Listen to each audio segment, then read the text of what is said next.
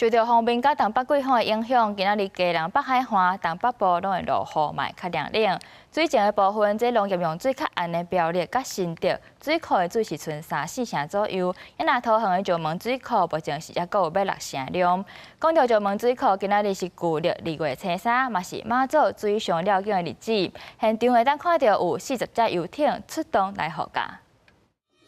善男信女夜期啊，7夜8夜領路，佇鑼鼓聲中，廟方人員抱媽祖的金身出現。一群人頂規今年石門水庫媽祖水上繞境活動，佇石門水庫湖面上會當看到40隻遊艇組成軍隊護駕媽祖巡遊。但年舊曆2月初3，這場宗教盛事攏會為人民甲水族館祈福。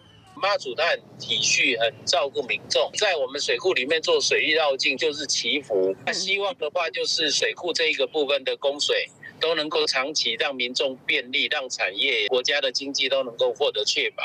今年的東河只有往年3成，石門水庫也有挖6成的跳水量，也毋過淡薄往南，先到寶山、寶二，刷至村無到3成，苗栗永和山，但是潭水庫也只有3成4，水利署指出，透過調度水資源，目前只有新竹地區都去減壓供水的園丁。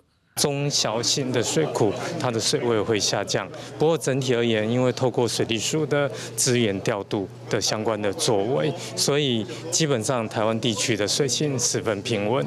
拜六受到微弱鋒面甲東北季風影響，基隆、北海岸、東北部有零散落雨機會。另外，目前農業水情較熱的新竹甲苗栗縣氣象署表示，雨量導入有限。在降雨設計來講，它其實這個降雨的情形是偏少的，在未來這一周是沒有太明顯的這種比較大的明顯的雨勢。